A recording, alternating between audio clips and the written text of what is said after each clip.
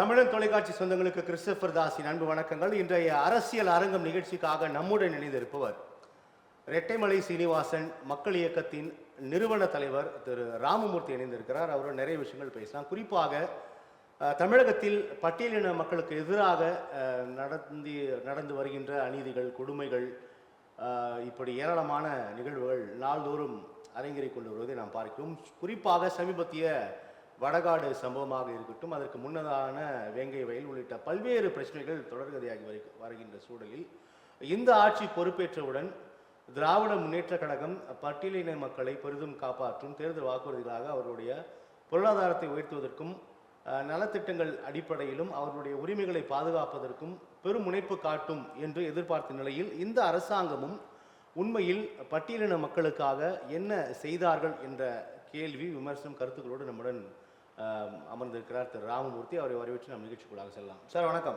வணக்கம். வணக்கம். நல்லா இருக்கீங்களா? நல்லா இருக்கும் சார்.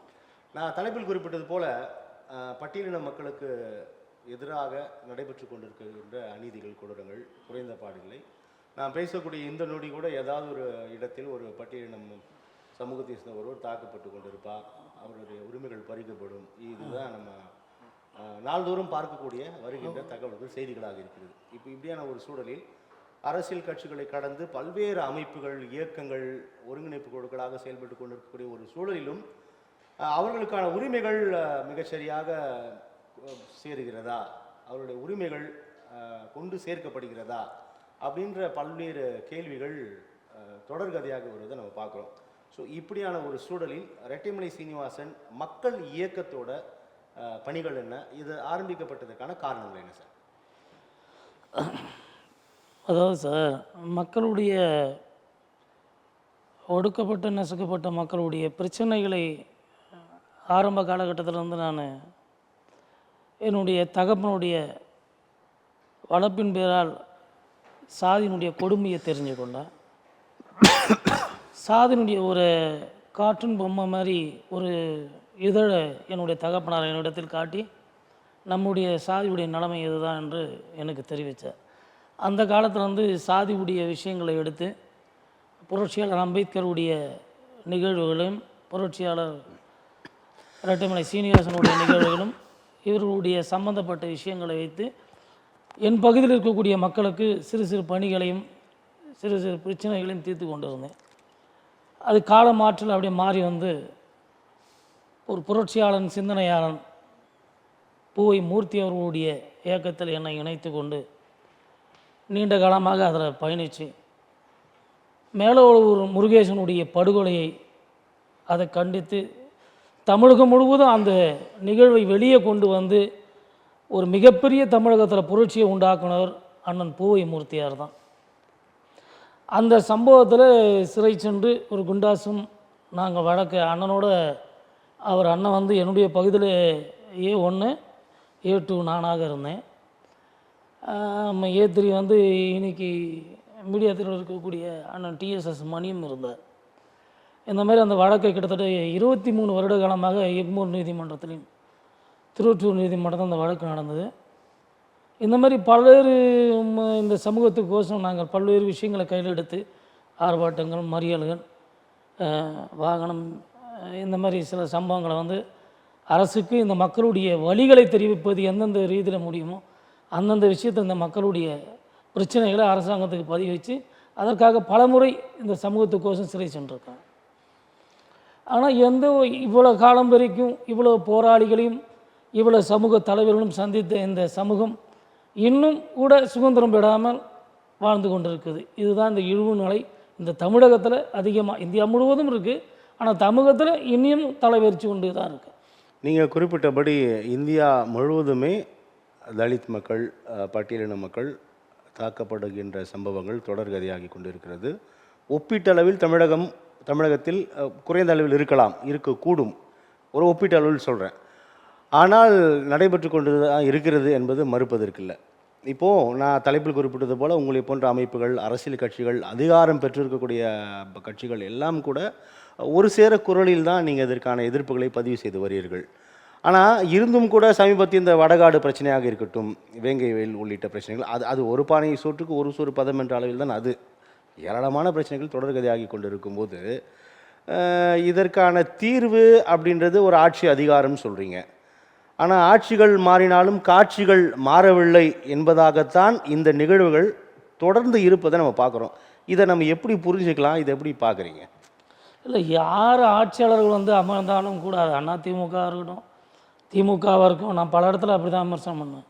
நம்முடைய சுதந்திரம் நம்மக்கிட்ட தான் இருக்கே தவிர எந்த மக்களும் எந்த தலைவனும் வந்து இந்த மக்களை வந்து முழுமையாக உள்வாங்கி இவங்களுடைய விஷயத்தை முழுமையாக உள்வாங்கி அதை விடுதலை பெற்றுத்தரணும்னு எந்த ஒரு தலைவனும் இது வரைக்கும் இல்லை.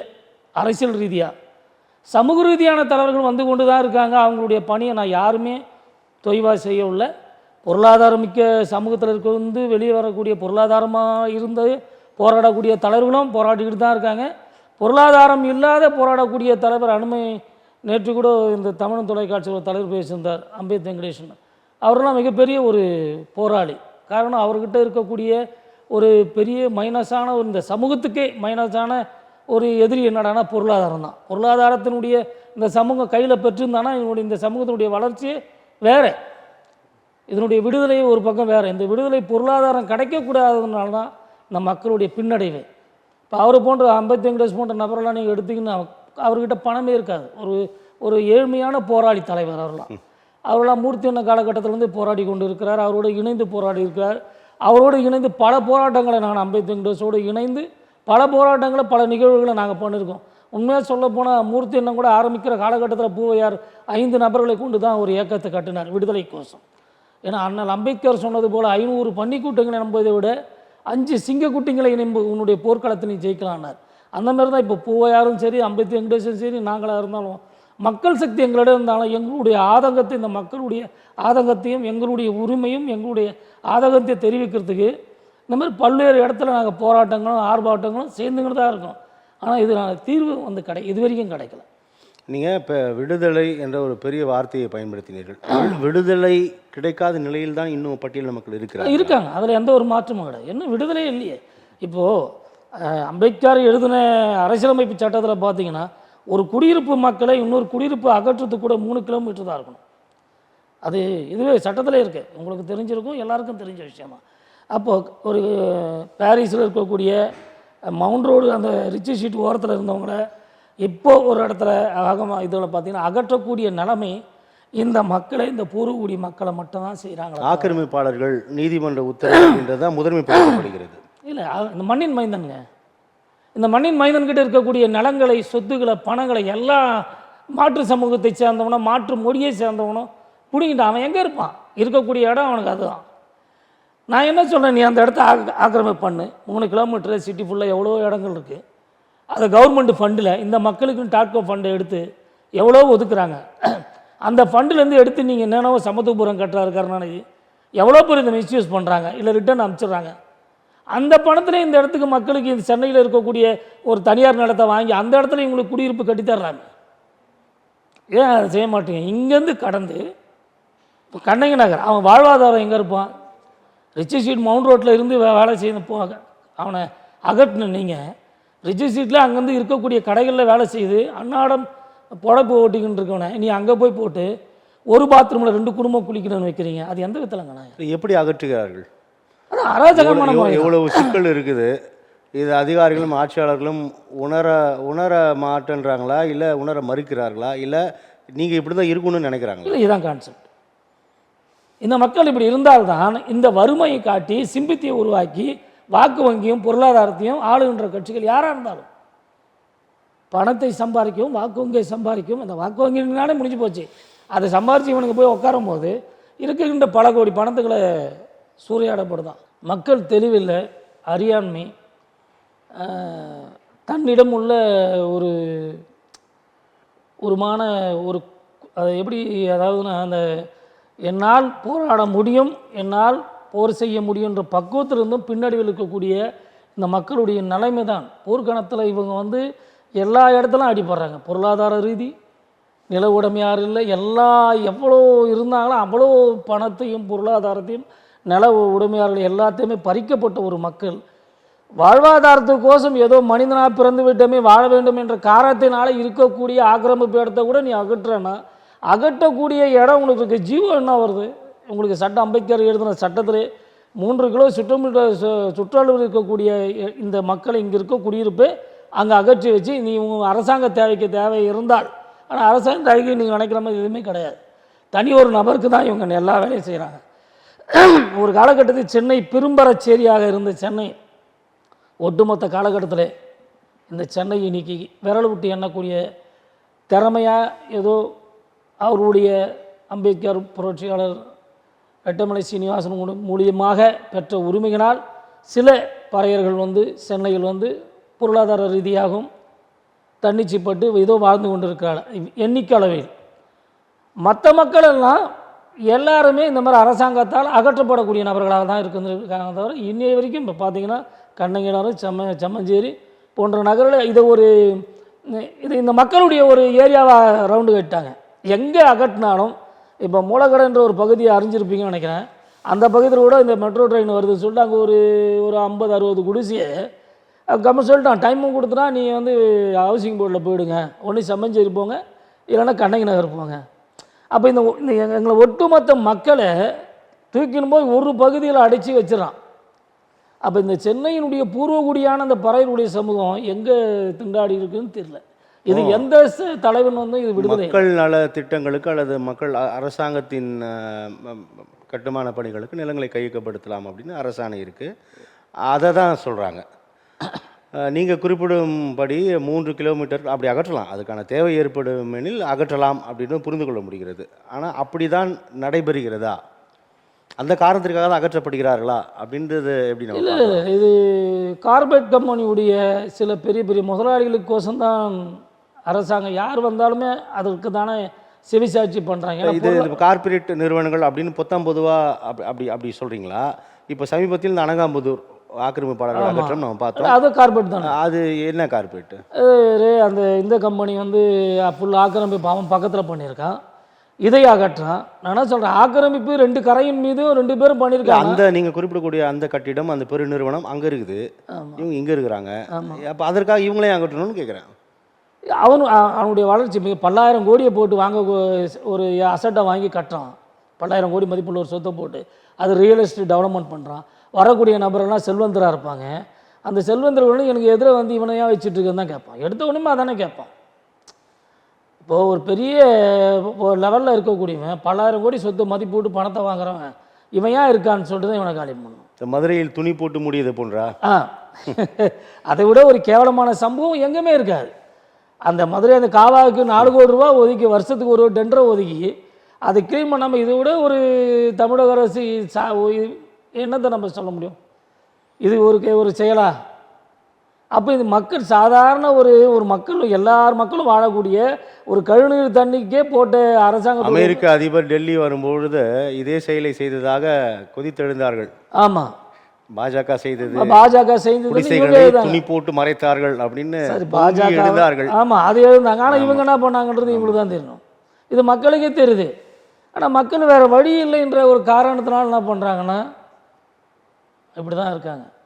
இப்போது அருமை சகோதரி இன்றைக்கி பார்த்தீங்கன்னா இந்த பறையருடைய ஒரு மிகப்பெரிய ஒரு ஆளுமையாக இன்றைக்கி இருக்கக்கூடிய தொலைக்காட்சிகளும் மீடியாவில் எல்லாம் இன்றைக்கி ஒரு போக்கஸ் வைக்கிறாங்கன்னா மதிப்புக்குரிய அண்ணன் திருமாவளவனை தான் வைக்கிறாங்க. அவரே கூட ஒரு வேதனையான ஒரு நேர்காணலில் செய்திகளில் பேட்டி கொடுத்துருக்காரு. எந்த சமூகம் எக்காலத்திலும் ஒரு முதலமைச்சர் அங்கீகாரத்தை பெற, அது உண்மை. ஒரு 10 லட்சம் பேரை ஒரு திரட்டமிக்க ஒரு ஆளுமை கொண்ட ஒரு திருமாவளவன் சகோதரர் அவர் சொல்கிறாருன்னா அதில் எந்த கடுகளும் மாற்றமான ஒரு விஷயம் கிடையாது. இதில் பலர் விமர்சனங்கள் சொல்லணும், அது உண்மையான சம்பவம்.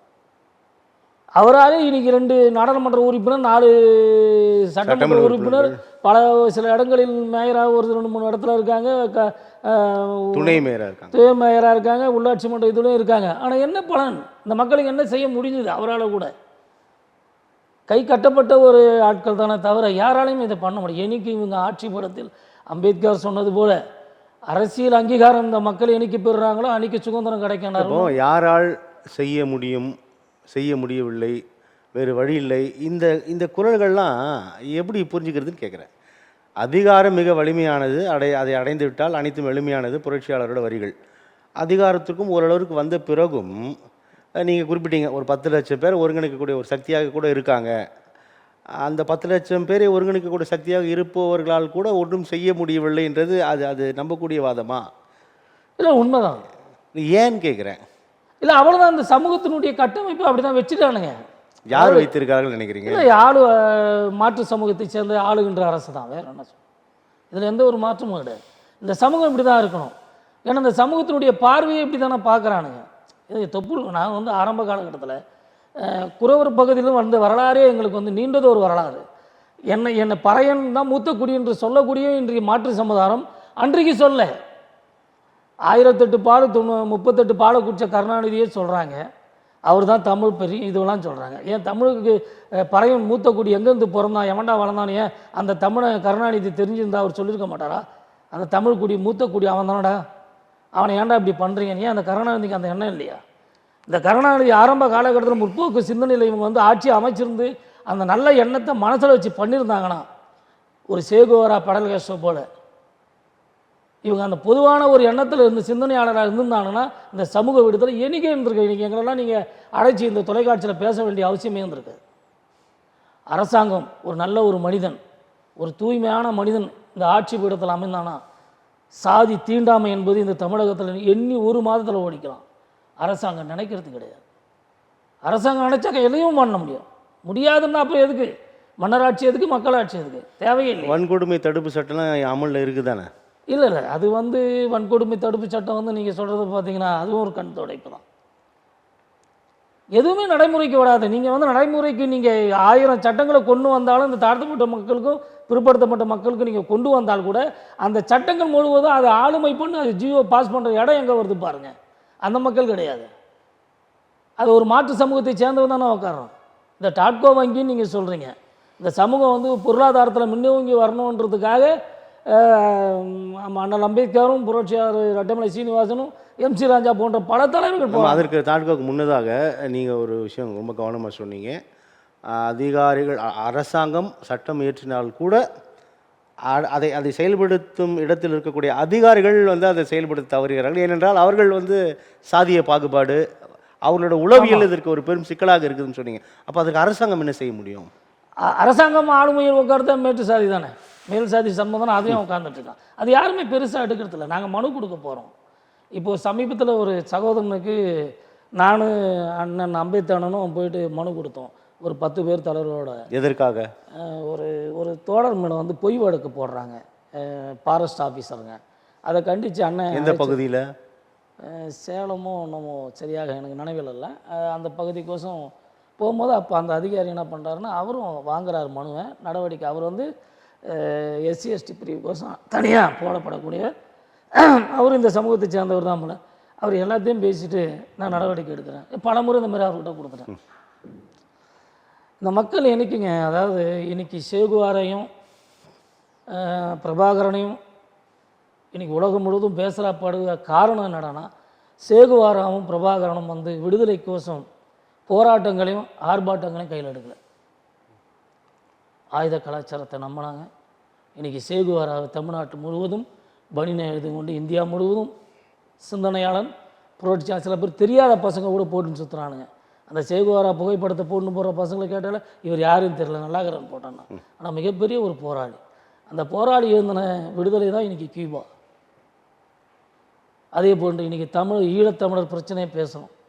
ஈழத்தமிழன் பிரபாகரனுடைய எடுத்த வடிகால் தான் இன்றைக்கி வந்து உலகம் முழுவதும் ஏதோ அந்த தமிழர்களை பற்றி பேசக்கூடிய விஷயங்களை வெளியே வருது. பல லட்சம் மக்களை இழந்தோன்னா காரணம் கூட அந்த பிரபாகரன் ஒரு மிகப்பெரிய ஒரு போராளியால் தான், அவர் ஆயுதம் ஏந்தி தாக்குறதுனால தான் அந்த விடுதலையை பற்றியாவது இன்னமும் பேசிகிட்டு இருக்கோம். அவர் மறைஞ்சாரோ மறையிலே அது சரியான தகவல் நம்மளுக்கு தெரியல. இருந்தாலும் அதுக்கு காரணகர்த்தா அந்த பிரபா.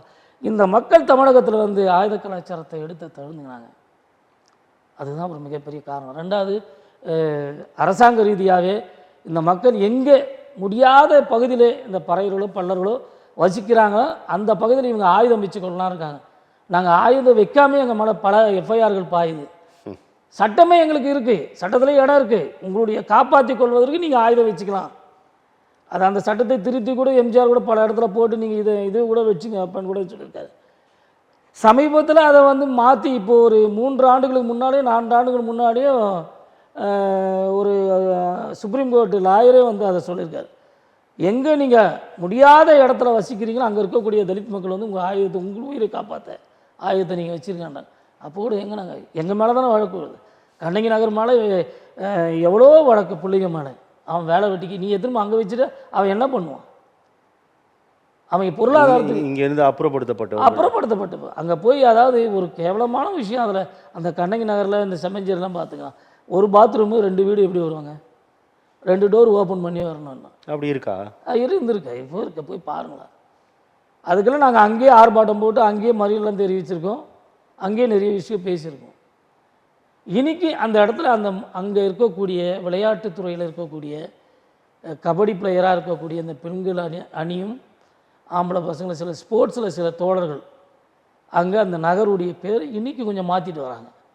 கபடின்னு எடுத்துக்கிட்டிங்கன்னா அங்கே இருக்கக்கூடிய மிகப்பெரிய வீராங்கனையான இருக்கக்கூடிய நிறைய பிள்ளைங்க, பொம்பளை பிள்ளைங்க, அதனுடைய கண்ணகி நகருடைய பேர் இன்றைக்கி அந்த மக்களால் அதுங்களுடைய அதுதான் அதனுடைய அதை வித்துட்டு விதைகள் அந்த மாதிரின்றதுனால அதுங்க மாற்றுதுங்க.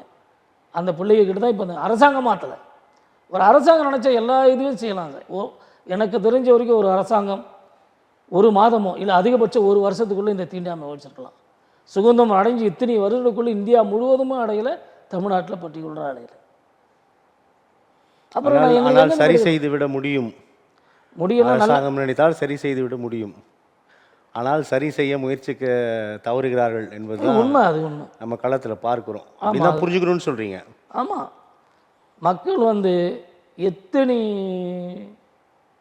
விஜய் வந்தாலும், எத்தனை பேர் கருணாநிதி வந்தாலும், எத்தனை ஜெயலலிதா வந்தாலும், எத்தனை எடப்பாடி வந்தாலும், மக்களுடைய எல்லா சமூக மக்களும் மனம் மாறணும், வருகின்ற தலைவர் மனம் மாறணும். இந்த மக்கள் இத்தனை வருட காலமாக இருக்கானா மூத்தக்கூடிய ஆண்டவன். உண்மையிலே என்ன தோழர்கள் நாங்கள்லாம் ஆர்ப்பாட்டங்களோ இல்லை மேடைகளை பேசும்போது நான் சொல்லுவேன், நீ அடிமைன்னு சொல்லாத, நீ ஒடுக்கப்பட்டவன், நசுக்கப்பட்டவன், பிற்படுத்தப்பட்டவனே சொல்லாதன்ற. நீ பாதி காலத்தில் தான் நீ உன்னுடைய சொத்துக்கள் பிடுங்கப்பட்டது. இது வரலாறு உண்மை. பறிக்கப்பட்டான், உங்ககிட்ட பிடுங்கப்பட்டான். உன்னை நீ மிகப்பெரிய ஒரு மாவீரன், உன்னை கோழையாக்கினான், உன்னை ஓட விட்டான்.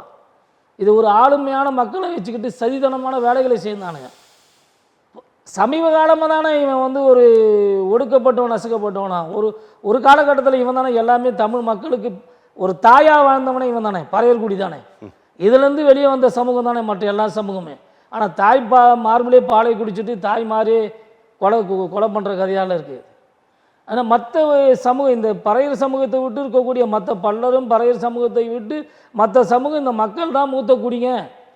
இதை என்னைக்கு உள்வாங்கிறானோ அப்போது விடுதலை இங்கே கிடைக்கும். இவன் என்னைக்கு உள்வாங்க நீங்கள் நினைக்கிற சமூகம். இப்போ இங்கே வர்றதுக்கு முன்னால் ஃபேஸ்புக்கில் ஒரு நிகழ்ச்சியை பார்த்தா ஒரு தலித்தை ஒருத்தரை கூப்பிட்டு காலில் விழுந்தாதான் சொல்லிட்டு அடித்து காலில் விட வைக்கிறான். இப்போ நிகழ்வாக நடந்த சம்பவம். இப்போ பல்வேறு இடங்களில் இப்போ பாருங்கள், புல்லட்டு சென்னையில் வந்து ஓவர்டேக் பண்ணி வரோம் அர்ஜென்ட்டு தேவைக்கு. ஒரு கிராமத்தில் ஒரு பையன் புல்லட்டை வாங்கின்னு ஓவர்டேக் பண்ணான்னு சொல்லிட்டு அவன் கை 2ம். கபடியில் ஒரு பையன் விளையாடணும். இதெல்லாம் வந்து வெற்ற நாய், கொஞ்சம் கூட ஒரு மனிதநேயம் இல்லாத ஒரு விளையாட்டு. நம்ம எங்கே இருக்கிறோம் அப்படின்றது பெரிய அச்சத்தை விதைக்கக்கூடியதாக இருக்கிறது இல்லை. நம்ம இடைவெளிக்கு முன்னாடி பேசணும் திரு ராமமூர்த்தி. ஆட்சிகள் மாறினாலும் காட்சிகள் மாறவில்லை. இங்கே வந்து இவ்வளவு ஒரு பெரும் அஃப்கோர்ஸ் சோகால்டு நம்ம வாக்குகளாக கூட இருக்குது, கோடிகளில் வாக்குகளை வைத்திருக்கக்கூடிய ஒரு சமூகம் இவ்வாறு புறக்கணிக்கப்படுகிறது. அவங்க வாக்குகளுக்காக கூட இவர்களை மனதில் வைக்கவில்லை அரசுகள். ஆமாம், அதாவது என்னடான்னு பார்த்தீங்கன்னா, வாக்கை பெறுவதற்கு கூட இந்த மக்களை வந்து ஈஸியாக வாங்கிடலாம். ஏன்னு கேட்டிங்கன்னா, நீங்கள் எங்கள் சில நபர்களை, எங்கள் சமூகத்தை சேர்ந்த மக்களை நீங்கள் கேட்டிங்கன்னா, நான் பரம்பரையாக திமுகவில் இருப்பேன். இவனுக்கு விடுதலை பெற்று கொட்டது யாருன்னு இவனுக்கே தெரியாது. இவன் இன்றைக்கி வாங்குகிற ஸ்காலர்ஷிப் யாரால் வந்ததுன்னு தெரியாது. அதனால் தெரிஞ்சும் அந்த பணத்தை வாங்கும்போது அங்கே போய் நின்னா இது யாரால் வருதுன்னா, எனக்கு நான் படிக்கிறேன் கொடுக்குறேன்றான். சலவை செய்யப்பட்டது மொத்தத்தில் பார்த்தீங்கன்னா, என் பரம்பரையாகவே திமுகவில் பயணிச்சிட்ருக்கேன்வான். அதான் இந்த மக்களை மொத்தத்தில் சலவை செய்து, மூளை சலவை செய்து வச்சுட்டாங்க. எந்த ரீதியிலும் இந்த மக்கள் நம்மளை கூப்பிட்டா வந்து வாக்கு வங்கியை நம்மளுக்கு செலுத்துவான்ற. நான் குறிப்பிட்ட கட்சியோட அடிமைன்னு சொல்கிறதெல்லாம் கூட பார்த்துருக்கோம். ஆமாம், நான் அந்த கட்சியோட அடிமை. ஆமாம், அடிமை தீவிரமாக சொல்லுவான். நீங்கள் அம்பேத்கர் பாபா சாஹிப் படத்த மாட்டான். வீட்டில் நாங்கள் பல இடத்துகளில் பல மக்களிடத்தில் போராடி எவ்வளவோ சொல்லி மக்களுடைய விழிப்புணர்வெல்லாம் எவ்வளவோ சொல்லி பேசியிருக்கோம். மக்களும் உணரல. அதனால தான் இந்த மக்களுடைய சில வேதனை. இப்போது இந்த அனகாபுத்தூரில் நடந்த மக்கள் இதில் பாதி பேர் வந்து வாக்கு வங்கியை போன முறை யாருக்கு செலுத்திருப்பாங்கன்னா திமுகவுக்கு தான் செலுத்திருப்பாங்க. இதுக்கப்புறமும் இந்த மக்கள் வந்து திமுக பாதி ஓட்டு பேர் போட தானா? மாட்டாங்கன்னு நினைக்கிறீங்களா? பாதி பேர் தானே? பாதி பேராவது இப்போ முழு மக்களும் போட்டிருக்கலாம்னு வச்சுங்க. இதுக்கப்புறமா வாக்கு வங்கி நீ யாருக்கு போடுவாங்கன்னு நினைக்கிறீங்க? அவங்க தான் போடுவாங்கன்றீங்களா? வேறு வழி மக்கள் அப்படி அந்த மாதிரி அவன் அந்த மைண்ட் செட்டுக்கு உட்காடுறான். அப்போ ஏன் அவன் செய்ய மாட்டான்? எவன் ஒருத்தன் உன்னை கழுவுறக்க நினைக்கிறானா அவனுக்கே தான் நீ அவன் சிந்தனையிலே வாழ்ந்துட்டு இருக்க. அவன் அந்த மாதிரி வச்சுட்டான். இந்த தமிழ் மண்ணுன்னு போராடக்கூடிய சமூகத்தோட ஒரு சகோதரர் ஒரு மே 18 ஒரு நிகழ்ச்சி ஒன்று போட்டார். அதில் பாருங்கள், தமிழ் தேசியம் என்னையும் அடைக்கிறாங்க, வந்தவங்கெல்லாம் மாற்று சமூகத்தை சேர்ந்தவங்க. நான் போய் பேசுகிறேன், என்னுடைய ஆதங்கம், நான் தமிழ் குடி மாதி குடியை நான் தான் பேசுகிறேன். அதுக்கு என்னுடைய ஆதங்கத்தை நான் பதிவிக்கிறேன். நாமெல்லாம் இப்படி இருந்தால் தமிழ் குடி போராட முடியாது. இன்றைக்கி வந்து வடநாட்டுக்காரன் வந்துட்டான், இப்படியெல்லாம் நீங்கள் பேசிகிட்டே தான் இருக்கீங்க. இங்கே இருக்கக்கூடிய பிரச்சனையை நாம் தமிழர் கட்சியினுடைய சீமா காந்தாரி அம்மன் கோயில் சம்பவம் கேள்விப்பட்டிருப்பீங்க. காந்தாரி அம்மனுடைய கோயில் சம்பவமே மதிமுகவுடைய சகோதரர் அதில் முக்கியமான வைக்கக்கூடிய சகோதரர் முக்கியமான புள்ளி. அதில் பாதிக்கப்பட்டது பறையர் சமூகத்தை சேர்ந்த 4 பேருடைய வாயில் ஆணுறுப்பை அறுத்து வைத்து அந்த கோயிலுடைய கருவறையில் இருந்தக்கூடிய அம்மனே எடுத்துன்னு போயிட்டு தனி ஒரு நபர் ஒரு இடத்துல வச்சுட்டுருக்கான், ஒரு பறையர் குடி. இந்த பறையர் குடிக்கிட்டேருந்து புடுங்குனது யார்? இன்றைக்கி பேசக்கூடிய எங்கள் பாரு சிவபெருமானுடைய வாரிசுகள் தான் பறையர்கள்னு சொல்கிறேன். ஏன் அதை பிடிங்கி தர முடியல? அதை பிடுங்குனது யார்? எங்கள் ஆணூறு பருத்து எங்கள் வாயில் வச்சது யார்? தமிழனா தெலுங்க? அப்போ எந்த தமிழ் தேசியம் பேசுகிறவங்க கூட எங்களை காப்பாற்றுறான். அங்கே சிவகுருன்னு ஒரு பையன் வந்து ஒரு ஆர்ப்பாட்டத்தை போட்டு அடைக்கிறான், இங்கே ஆஃப் பண்ணுறாங்க சீமானை, அந்த நிகழ்வுக்கு வர வைக்க கூப்பிட்றான். அப்புறம் என்ன போராளிங்க பேசலாம், மேடைகள் தோறும் எல்லா தலைவர்களும் பேசுகிறாங்க, பேசுறது ஒன்றும் பெரிய விஷயம் கிடையாது. நேர்காணலோ எல்லா இடத்துலையும் பேசுகிறான், நான் அதை பண்ணிவிடுவேன் இதை பண்ணிவிடுவேன். நடைமுறையில் இந்த மக்கள் விடுதலை பண்ணு. வைக்கோ தெலுங்கு தானே, நாயுடு அவருடைய சகோதரன் வந்து என்னுடைய மக்களை பறையர், இந்த மூத்த பறையர் குடின்னு சொல்கிறேன். அப்படியே மேடைகளில் ஏன் சொல்கிறேன்? சிவனுடைய வம்சாவடின்றியா எங்களை? சிவன் இருக்கானோ இல்லையா அது வேறு. சிவனுடைய வம்சாவளினா அப்போ நான் எங்கே இருக்கேன்? அப்போ எனக்கே சுதந்திரம் இல்லையே. அப்போ என்ன நீ கையில் பிடிச்சா தானே இங்கே அரசியல் அங்கீகாரத்தை நீ பெற முடியும். என்னை வந்து ஒரு நடுநிலைப்படுத்தி அவனை தொடுங்கடா, அவனை தொட்டால் தானே நம்மளுடைய விடுதலை. என்னைக்கு வந்து பறையனுடைய சுதந்திரத்தை இவனுக்கு ஃப்ரீ பண்ணி தரானுங்களோ அன்றைக்கி தாங்க தமிழகத்தில் தமிழ் ஆள முடியும். ஒரு வாய்ப்பு கிடச்சிது, மீண்டும் இழந்த வாய்ப்பு தமிழனுக்கு. அது குரங்கு கையில் பூமாலை கட்ச மாதிரி எடப்பாடியும் ஓபிஎஸும் விட்டாங்க. மீண்டும் பிடிக்கிறது கஷ்டம்.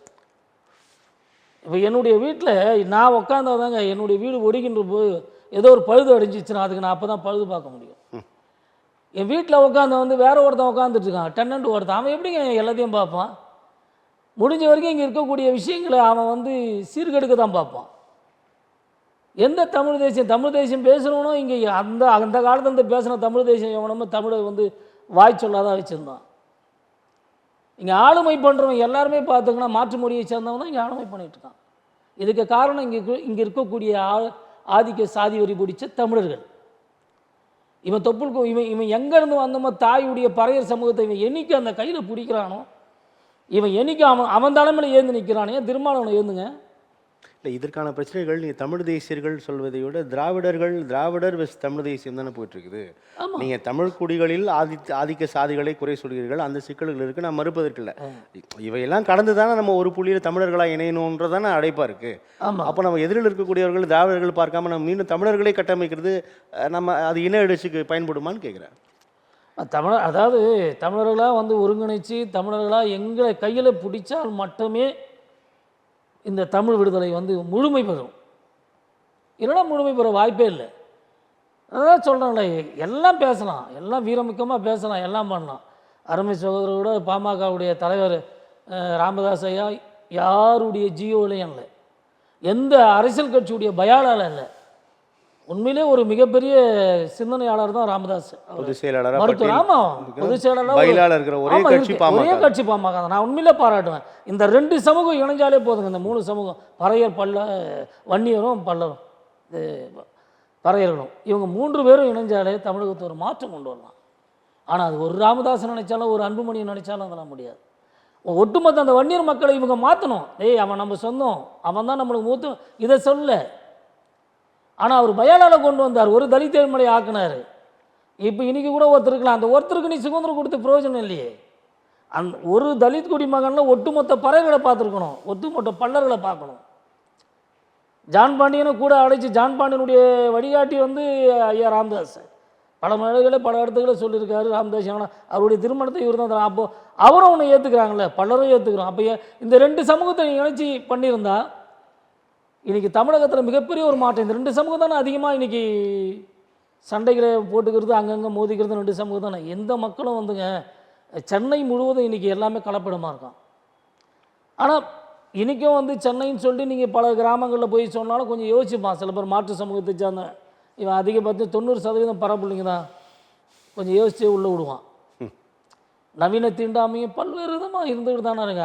கஷ்டப்பட்டு ராமதாஸ் கூட மருத்துவர் வந்து ஒரு தமிழ் தேசியத்தை கட்டி, அதுக்கு ராமதாஸோட சின்ன வயதாக இருந்தாலும் ஒரு போராளி பறையர்களில் திருமாவளவனை தலைமையாக போட்டு பண்ணார். அதை உடைச்சது யாருங்க?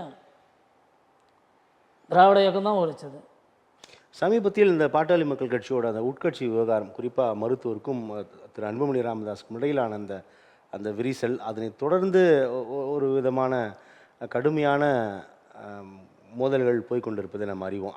அந்த உட்கட்சி மோதலை நம்ம நீங்கள் எப்படி பார்க்குறீங்க? என்னை பொறுத்த வரைக்கும் அது ஒன்று, அன்புமணி ராமதாஸ் அந்த கட்சியை வளர்த்து ஒரு தகப்பன். அவர் ஒன்றும் என்ன முதியவர் தான், 82 வயசு கடந்துட்டார். ஏன்னா அதனுடைய உழைக்கத்து காலகட்டத்தில் அவர் மிகப்பெரிய ஒரு போராளி. இன்றைக்கும் ஒரு போராளி தான், அதில் மாறல. ஏன்னா அவருடைய உழைப்புகள் அதிகம். அவர் உழைச்சிட்ட பிறகு தான் நீங்கள் இடையில வரீங்க. நீங்கள் அவருக்கு மகனாகவே இருந்து சில வேலையை அடுத்தது உங்களுக்கு தானே வரப்போகுது தலைமை பொறுப்பு. இது ஊரறிஞ்சு வச்சு உலகறிஞ்ச விஷயம். அடுத்து வந்து பாமகவுடைய தலைவர் நீங்கள் தான். அதற்குள் என்ன அவசரம் அப்படின்றது தான் நிறைய பேர் கேள்வியா இருக்கு. அவசியமே தேவையில்லை. இது எல்லாருக்கும் தெரியுது. சின்னையா பெரியய்யான்னு சொல்கிறாங்க. இது தமிழகத்துக்குன்னா தெரியுங்களா? தமிழ் தேசியம் பேசுகிறவங்களுக்கு இது ஒரு அடி, திராவிடம் பேசுகிறவனுக்கு ப்ளஸ் பாயிண்ட். தமிழனா பேசுகிறவனுக்கு பாமகவில் நடக்கிற பிரச்சனை வந்து வருத்தக்கூடிய ஒரு விஷயந்தான், வேதனைக்குரிய ஒரு விஷயம். ஏன்னா மிகப்பெரிய ஒரு தமிழ் பேசக்கூடிய, தமிழ் ஆளுமை இருக்கக்கூடிய ஒரு பாமக ஒரு பெரிய கட்சி. ஆனால் இன்றைக்கி நடந்த சம்பவம் வந்து அது ரொம்ப தமிழருக்கு வேதனையான ஒரு விஷயம், திராவிடருக்கு சந்தோஷமான ஒரு. இப்போ இந்த பிரச்சனை சரி செய்யப்பட்டு விடும் நினைக்கிறீங்களா? ஏன்னா நீங்கள் குறிப்பிட்டது மிக சரியாக குறிப்பிட்டீங்க. இது வந்து எதிராளிகளுக்கு பெரும் பயனை கொடுத்து விடும் அப்படின்னு சொல்கிறீங்க. பரவாயில்ல, நீங்கள் கூட ஒரு மாற்று கட்சி, நீங்கள அது பெரும்பாலான மாற்று கட்சி இருக்கக்கூடிய நபர்கள் கூட இந்த பாமக பற்றி பேசும்போது இல்லை இந்த மண்ணுக்கும் மக்களுக்குமான கட்சின்றதுல யாருமே எதிர்கருத்துக்கள் சொல்ல, உண்மையில் அந்த பிரச்சனைகள் சரி செய்யப்பட வேண்டும், உண்மையில் பாமக வந்து உயிரோட்டமாக இருக்க வேண்டும் என்பதில் யாருக்குமே மாற்று கருத்தில். நானும் தொடர்ந்து இந்த அமர்வுகளில் பேசும்போது எல்லாமே பாமக ஒரு ஆதரவு கருத்து தான் நீட்டுகிறார்கள். அது ரொம்ப ஒரு நல்ல விஷயமாக தான் நம்ம பார்க்குறோம். இந்த சூழலில் இந்த பிரச்சனைகள் சரி செய்யப்பட்டுவிடும் அப்படி நம்புறீங்களா? சரி செய்யப்படணுன்றது எதிர்பார்ப்பு, அப்படி நகருமா? இல்லை, அது என்னுடைய ஆசை வந்து சரிப்படணும், சரி ஆயிடம் தான் நானும் நினைக்கிறேன். ஏன்னா சகோதரர் அன்புமணி ராமதாஸ் வந்து அதை படித்த நபர். அவர் நாடாளுமன்ற உறுப்பினராக மந்திரியாக இருந்திருக்காரு. யோசித்து ஒரு நல்ல ஒரு முடிவு, அவர் மனம் நோகாத, தகப்பனுடைய மகம் நோகாத அரசியல் பயணம். ஏன்னா அன்புமணியுடைய உழைப்பு இன்னும் இந்த மக்களுக்கு தேவைப்படுது, தமிழ் மக்களுக்கு இன்னும் தேவைப்படுது, அந்த பாட்டாளி மக்களுக்கும் தேவைப்படுது. ஏன்னா இன்னைக்கு கட்சிகளை பிளந்து பார்ப்பதற்கு திராவிட கட்சிகள் தமிழ் கட்சிகளை உடைத்து பார்ப்பதற்கு தயாராக இருக்காங்க. இந்த பிரச்சனைக்கு பின்னால் பாஜக அப்படின்ற ஒரு விமர்சனம், குற்றச்சாட்டு வைக்கப்படுகிறது. இது எப்படி பார்க்குறீங்க? ஆமாம், அதாவது அது இருக்கலாம். ஏன்னா இவர்களுக்கு அன்புமணிக்கு கொஞ்சம் அதிக ஆசைகள் ஒன்று இருக்கலாம். கூட்டணி இவர் வந்து எதிர்க்கிறார். சமீபத்தில் கூட்டத்தில் பேசும்போது தம்பியை நான் பார்க்க போகிறேன் ஸ்டாலின்னு மருத்துவர் சொல்கிறாரு ராமதாஸ். இவர் வந்து அங்கே டைப்பில் இருக்காரு. எல்லாமே அங்கே மொத்தத்தில் மக்களுடைய விடுதலையை பார்த்தா இவங்க இதெல்லாம் பார்க்க மாட்டாங்க. மக்களுடைய விடுதலையை இவங்களுடைய வசதி போக்கான வாழ்க்கையை நினைச்சிக்கிட்டே இருந்தாங்கன்னா எவ்வளோ காசுறதுக்கு ஒரு மனிதன் வாழ முடியும்? இப்போது உலக ஹாலிவுட் ஆக்டர் ஜாக்கி சான் 3200 கோடியை பொதுமக்களுக்கு நன்கொடையாக கொடுத்துட்டான் டொனேஷன் பண்ணலாம். அவன்லாம் இங்கே இருக்கக்கூடிய நடிகனுங்க. அப்புறம் அந்த தொழிலதிபர் இந்த கம்ப்யூட்டர் கம்பெனியுடைய தொழிலதிபர் 9 எத்தனையோ லட்சம் மில்லியன் கோடியை நன்கொடியாக எழுதிட்டான். இங்கே இருக்கக்கூடிய பணக்காரன் இங்கே பணமும் மதமும் சாதியும் ஒவ்வொருத்தங்கிட்ட வேர் ஊண்டி கிடக்கு. அவன் என்னைக்கு வெளியே வரானோ, இங்கே எத்தனை பௌத்தம் வந்தாலும் இவெல்லாம் மாற மாட்டான். பௌத்த பிக்கிகளாக இருக்கவங்க கூட சில பேர் மாறது கிடையாது. பௌத்தர் மட்டும் தான் பௌத்தராக இருக்க முடியும். நபிகள் நாயகம் மட்டும் தான் நபிகள் நாயகம் இருக்க முடியும். கடவுள்கள் இருந்தால் சிவபெருமான் செய்வான். ஏன்னா மற்ற மக்கள் அதை உள்வாங்கிறது கிடையாது. பௌத்திஸ்டே ஒழுங்காக உள்வாங்கியிருந்தாலும் ஈழத்தில் இத்தனை 3.5 லட்சம் தமிழ் சாகணும்னு அவசியம் இல்லையே. பௌத்த 5 பஞ்சசீலத்தை அவன் உள்வாங்கலையே. அங்கே இருக்கக்கூடிய புத்த பிக்குகள் யாரும் உள்வாங்கியிருந்தால் இங்கே இதுவே இல்லையே. உலக நாடு முழுவதுமே இராணுவ ஸ்தலம் தேவையில்லை, இராணுவத்துக்கு செலவு பண்ண தேவையில்லை. இப்போ நடந்த ரஷ்யா இதோட நடந்த உக்ரைன் நடந்த பிரச்சனையும் தேவையில்லை. பௌத்தனுடைய நல்ல சிந்தனையை அந்த 5 பஞ்சசீலத்தை உள்வாங்கணும் இருந்தார்கள் என்றால் மக்கள். பௌத்தனுடைய நாடாக இருக்கக்கூடிய இலங்கையில் அது இல்லை. தமிழனை வெட்டி சாவடிக்கிறான். அப்புறம் நீங்கள் எங்கே கடவுள்கள் இருக்கோ இல்லையோ, இல்லை அவர் கடத்தனை எது இருக்கோ இல்லையா, ஆனால் மக்களுடைய விடுதலையை மக்கள் தாங்க பெற முடியும். மக்கள் நான் உன்னை நான் கொடுமைப்படுத்துகிறேன், உன்னை அடிக்கிறேன் நான்றது அடிக்கிறவனுக்கு தெரியணும், அவனுக்கு வலிக்கமே என்ன, இவன் அடிக்கிறவன் எத்தனை. இப்போது நம்ம 26 சட்டமன்ற தேர்தல் களத்தை நோக்கி பார்க்கும் பொழுது கூட்டணிகள் ஏறக்குறைய உறுதியாகிவிட்டது. திமுக அதிமுக எல்லாமே அதற்கான செயல்பாடுகளை தொடங்கிவிட்டதை நம்ம பார்க்குறோம். ஆனாலும் உள்ளபடியே அதிமுக பாஜக கூட்டணி மீது இந்த விமர்சனங்கள் முன்வைக்கப்படுது. ஏன்னா பாஜகவுக்கு ஏற்கனவே எதிர்ப்பு இருக்குது. இந்த நேரத்தில் அதிமுக பாஜக கூட்டணி வைக்கும்போது அது பாஜகவிற்கு பலம் சேர்க்கும், ஆனால் அதிமுகவிற்கு பெரிய அளவிற்கு அது பலவீனமாக்கப்படும்ன்ற ஒரு விமர்சனம் முன்வைக்கப்படுது. எப்படி பார்க்குறீங்க? இல்லை, அது இவங்க பாஜகவோட இணைஞ்சாங்கன்னா இணைஞ்சிட்டாங்க. அதான் இணைஞ்சிட்டாங்க. சமூகத்தில் இணையாமல் இவங்க தனியாக நின்றாங்கன்னா கூட அந்த வாக்கு வங்கியை அதிமுக பெற்றிருக்கும். ஏன்னா திமுக மேலே ஒரு அலை இருந்தது. இவங்க இங்கே போனதுனால, பிஜேபியோடு இணைஞ்சதுனால தான் இவங்க தோல்விக்கு காரணமே.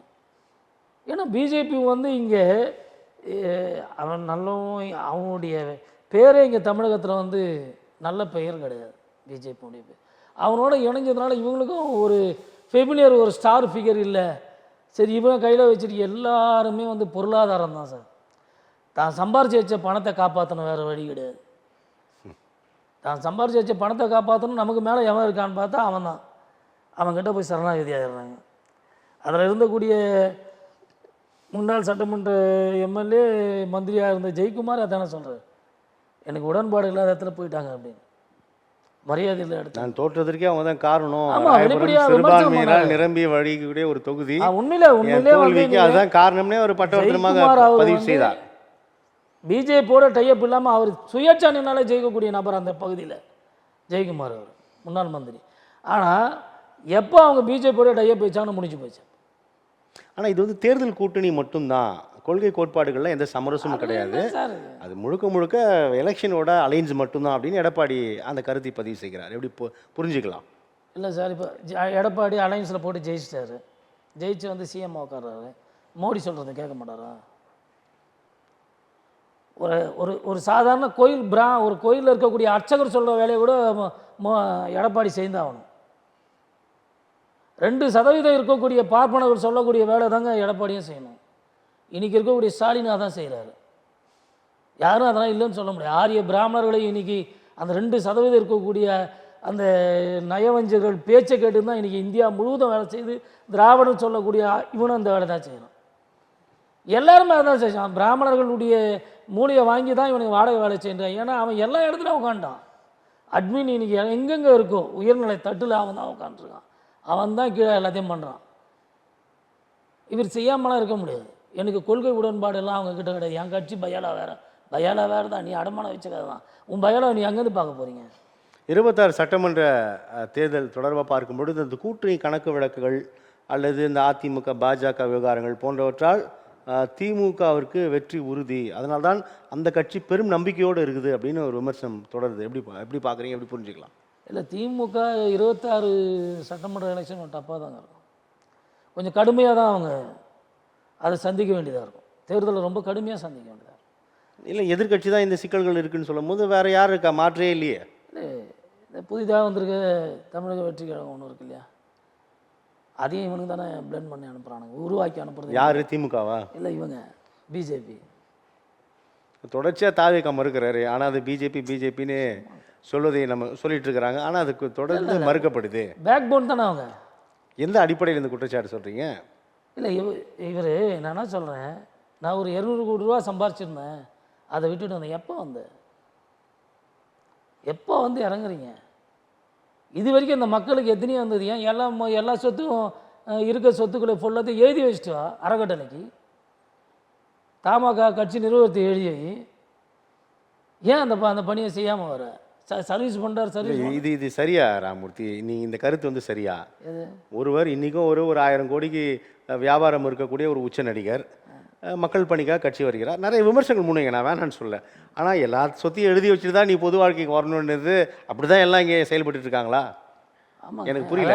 அவருக்கு மட்டுமே இந்த கணையை நீங்கள் தொடுக்கிறீங்களே, இது சரியான்னு கேட்குறேன். நான் என்ன சொல்கிறேன்னா, அவரை துதிப்பாடக்கூடிய அவர்கிட்ட இருக்கக்கூடிய ரசிகர் சொல்கிற என்னை இழந்துட்டாங்க நிறைய பேர் சொல்லக்கூடிய நடிகர்களே சில பேர் சொல்கிறாங்க. அவர் கூட சமகாலத்து நடிகர்களே சில பேர் சொல்லும் போது தான் கோபம் வரும். அதாவது நீ ஆட்சி இந்திய அரசியலமைப்பில் யாருன்னா வரலாம், யாருன்னா அரசியல் பண்ணலாம், யாருன்னா கட்சி நடத்தலாம், தவறு இல்லை. நீ ஒரு தியாகின்னு சொல்லிட்டு வெளியே வரக்கூடாது இல்லையா? உனக்கு பேக் போன், உனக்கு மிகப்பெரிய ஒரு பேக் போனு இந்த சினிமா படம் நடித்ததுனால தான் உங்களுக்கு. இல்லைன்னா அது நீ யாருன்னு உங்களுக்கு தெரிய போகல. அந்த திரைக்கை வச்சு அவர் யாருன்னு தெரியும், ஒரு லைம் லைட்டில் இருக்கார் வச்சுங்களேன், ஒரு கரிஸ்மேட்டிக் பர்சனு. 26 அவருடைய வருகை வந்துட்டார். என்ன பாதிப்பு அவர் ஏற்படுத்துவார் நம்ம நீங்கள் எதிர்பார்க்குறீங்க? எப்படி புரிஞ்சுக்கலாம் அவருடைய வருகை? ஒருவேளை அவர் தனித்து நின்றால், தனித்து நிற்கிறார், அதிமுகவோட கூட்டணி இல்லை, ஏன்னா இப்போ ஆஸ்எஃப்லோ யாரும் கூட்டணி இல்லைன்னு சொல்கிறாரு. ஆனால் அவருக்கு தனித்து இருக்கிறாரு, நாம் தமிழ் தனித்து இருக்குது, தாவிக்க நடத்து தனித்து இருக்குது.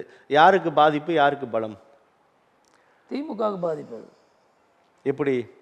ஓட்டு வங்கி கொஞ்சம் பெறுவார், ஓட்டு வங்கி இவர் கொஞ்சம் பாதிப்பு விடுவார். 26 திமுகவோட பார்ட் 2 அப்படின்னு சொல்கிறார் முதலமைச்சர், பெரும் நம்பிக்கையோடு இருக்கிறார். எப்படி பார்க்குறீங்க? என்னை பொறுத்த வரைக்கும் திமுக துவக்கணும் தான் நினைப்பேன். மக்கள் நல திட்டங்கள் நிறைய செயல்படுத்தி இருக்கிறோம். மகளிர் உரிமை தொகை, எங்களுக்கு முதல்ல இலவச பேருந்து உள்ளிட்டவற்றை நாங்கள் செயல்படுத்தி இருக்கிறோம். சொன்னதை மட்டுமல்ல, சொல்லாததையும் செய்திருக்கிறோம்ன்றாங்க. எங்களுக்கு தொடர்ந்து எங்கள் சமூகத்துக்கு எதிராகவே இருக்குது.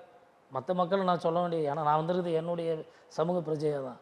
என்னுடைய மக்களுக்கு தொடர்ந்து அவர் 4-5 ஆண்டு ஆட்சி காலத்தில் தண்ணி தொட்டில் மனம் கலந்தது, புல்லட் ஏற்றுக்க கடன். நீங்கள் எல்லா ஆட்சி காலத்துலையும் பார்த்தீங்கன்னா திமுக ஆட்சி காலத்தில் அதிகமாக நடக்கும்.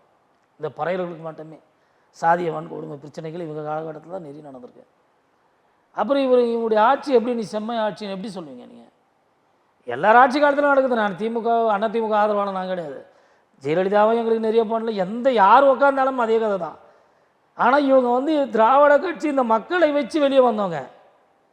இப்போ அண்ணா திமுக எடுத்துக்கிட்டிங்கன்னா அதில் வந்து பெரிய தேவர் கம்யூனிட்டி அதிகம் இருக்கும். இப்போ இந்த திராவிட இதில் இவன் வந்து திமுக எடுத்துக்கிட்டிங்கன்னா பறையர்கள் நிறைய இருப்பாங்க. ஆனால் இந்த மக்களுக்கு விடுதலையே இல்லையே. எத்தனை காலம் கழிச்சு இவங்க ஒரு மாவட்ட செயலாளர் இந்த பதவியில் போட்டாங்க ஒரு பறையரை. இன்றைக்கி கூட எண்ணிக்கையோடு இல்லை, எத்தனை மந்திரிகளை இவங்க பறையர்கள் கொடுத்துருக்காங்க. அந்த பயாலஜி அரசாங்கங்களுடைய சட்டப்பிரகாரம் 2 பேரும் கொடுத்துருப்பாங்க, ஆயுதலாளர் நலத்துறை அமைச்சர். நீ வேறு யாருக்கு கொடுக்குறீங்க? யாருமே அதை இது இல்லை. ஏங்க இன்னைக்கு தூக்கி இவரே கூட எங்கள் அருமை தோழர் திருமாவளவன் கூட தூக்கி பிடிக்கிறார் பெரியார் இந்த மக்களுக்கு என்னங்க செய்தார்? எங்கள் தாத்தன் ரெட்டமலை மாவீரன் ரெட்டமலை செய்திருக்காரு, ஐயதோசி பண்டிச்சு வந்திருக்காரு. இந்த ஒடுக்கப்பட்ட சமூகத்தில் பறையர் சமூகத்தில் மிகப்பெரிய அறிவாளிகள், போராளிகள், சிந்தனையாளர்கள் எல்லாமே இதில் தான் போகிறான். இதை எவனுமே இதில் இருக்கிற தலைவனே பேச மாட்டான், செய்யாத தலைவன் தான் பேச. ஏன் பேச மாட்டாங்க? ரோல் மாடலாக யோசிக்கிறான் சொல்கிறது. இப்போ ரெட்டமலையை பேசுறதே திருமாவளவன் சில நேரத்தில் யோசிக்கிறார்ல. ஒரு பெரிய அவர் மேலே உள்ள எனக்கு ஒரு பெரிய கோபம் என்னடானா, நம்ம ஓட்டையில் இருக்கக்கூடிய மாவீரன் ரெட்டமலையுடைய சமாதியை போய் பார்த்தீங்கன்னா ரொம்ப கேவலமாக இருக்கும். அதை கண்டுபிடிச்சி கொடுத்தது ஒருத்தர், அதை இவர்கிட்ட ஆர்டர் பண்ண இவர் என்ன பண்ணிட்டாருன்னா இவருடைய வளையத்தை போட்டு வச்சுட்டு அதை டெவலப்மெண்ட் பண்ணாமல் அவர் அப்படியே அமைக்க வைக்கிறான். இது வந்து ஒரு சமூகத்துக்கு செய்யக்கூடிய ஒரு துரோகம் தான். ஒரு மிகப்பெரிய போராளி அவர் பண்ணாதான் நீங்கள் இன்றைக்கி பெருசாலாம் பண்ணல, அவர் அந்த காலத்தில் பண்ணது தான் பெரிய விஷயம். ஏன்னா அம்பேத்கருக்கு அவருக்கும் நிறைய வயசு வித்தியாசங்கள் உண்டு. மகாஜன சபை உருவாக்கும் போது இவருக்கு 2 வயசு 1 வயசு அம்பேத்கருக்கு ரெட்டமலை ஆரம்பிக்கும் போது. அப்போ இந்த சமூகத்துக்கு அவருடைய உழைப்பு என்ன? பெரும் முன்னோடி இல்லையா? பெரிய முன்னோடி, மிகப்பெரிய போராளி. சட்டப்பேரவையுடைய தொகுதி வாங்கி கொடுத்துருக்காரு. ஆதி திராவிட நலச்ச பள்ளிகளை திறந்து வச்சுருக்காரு. எவ்வளோ விடுதலையை சுதந்திரத்துக்கு முன்னு வாங்கினார் எல்லா மக்களுக்கும். என் மக்கள் சாலையில் நடக்கணும், அதுக்கு சுதந்திரம் வாங்கியிருக்காரு.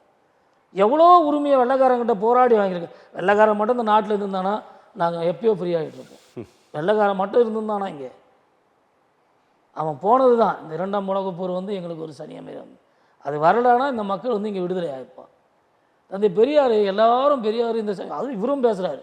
எனக்கு ரொம்ப கவலைமான விஷயத்தை திருமாவளவன் சகோதரன் மேலே எனக்கு என்ன பெரிய விஷயம் ஒரு கிட்ட ஒரு குறையும் பார்த்தீங்கன்னா, அவரே பல இடத்துல விமர்சனம் அம்பேத்கரே பண்ணியிருக்காரு.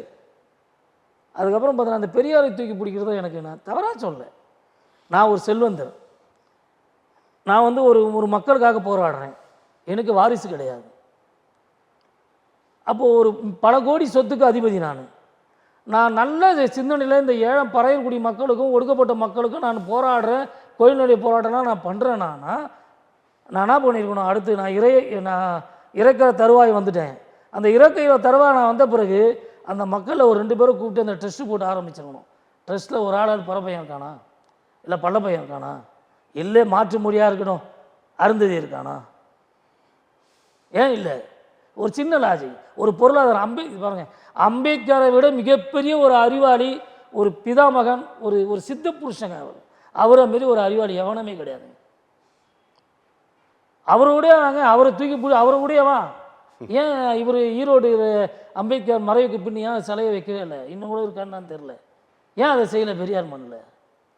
இது எப்படி பெரியார் மண்ணாகும்? இது வந்தேரிகள் இவங்களெல்லாம்.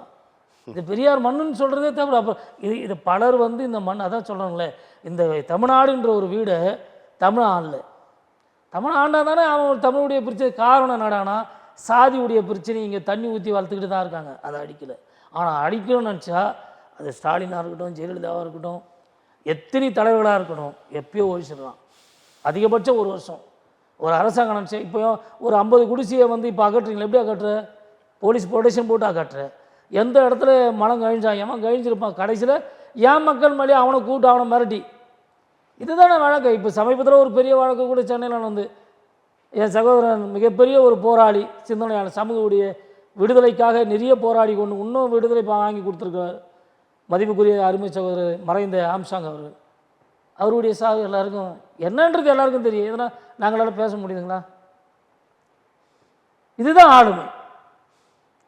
இது திராவிடர்களுடைய சிந்தனை. அவர் மிகப்பெரிய இந்த சென்னைக்கே மிகப்பெரிய ஒரு பலம், தமிழகத்துக்கு ஒரு பலம்னா சென்னையில் ஆம்சாங் இல்லாமல் நிறைய பேர் வந்து பயந்து இருந்தாங்க.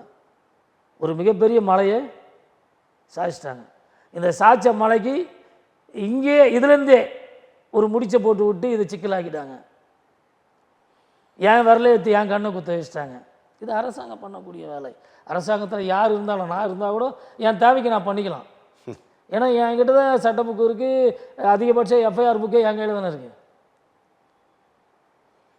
இது மக்களுடைய போராட்டங்கள். இந்த மக்கள் வந்து என்னைக்கு தீவிரமான போராட்டங்களிலும் ஆயுத கலாச்சாரங்களை என்னைக்கு எடுத்து தன்னுடைய பாதுகாப்பை இவன் காப்பாற்றிக்கிறான், அன்றைக்கி தான் விடுதலை கிடைக்குமா தவிர இவன் லட்சக்கணக்கான பேர் தொண்டர்களாக இருந்தால் கூட இவங்களான விடுதலை இவங்க பெறது கஷ்டம்தான். நன்றி திரு ராமூர்த்தி, உங்களோட வருகைக்கும் கருத்து பகிர்வுக்கும் மிக்க நன்றி. மிக நன்றி. தமிழன் தொலைக்காட்சிக்கு நேயர்களுக்கும் நன்றி.